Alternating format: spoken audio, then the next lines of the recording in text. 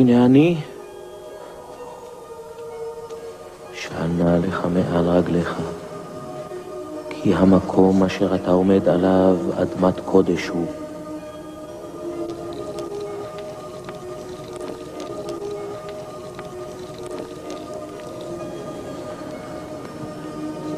מי זה פה?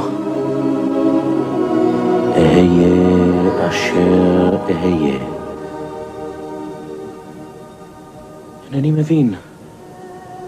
אני אלוהי אבותיך, אברהם, יצחק ויעקב.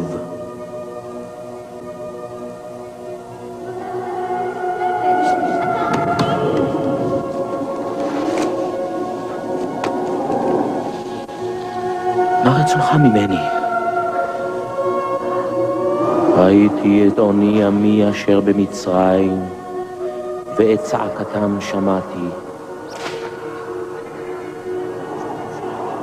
וארד להצילו מיד מצרים, ולהעלותו מן הארץ ההיא, אל ארץ טובה ורחבה, אל ארץ זבת חלב ודבש.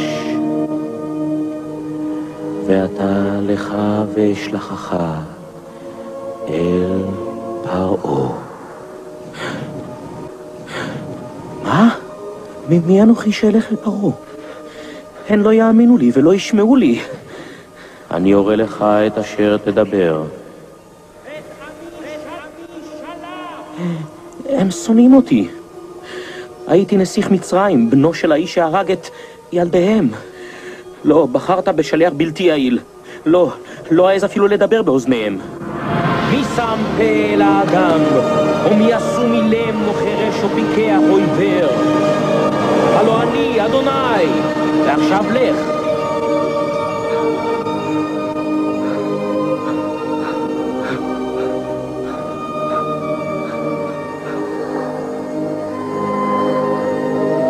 או משה, אהיה עמך כשתלך אל מלך מצרים, אבל פרעה לא ייתן לכם ללכת.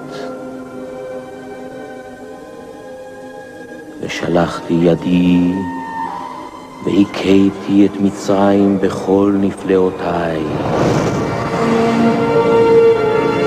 את המטה הזה תיקח בידיך ותעשה בו את האותות.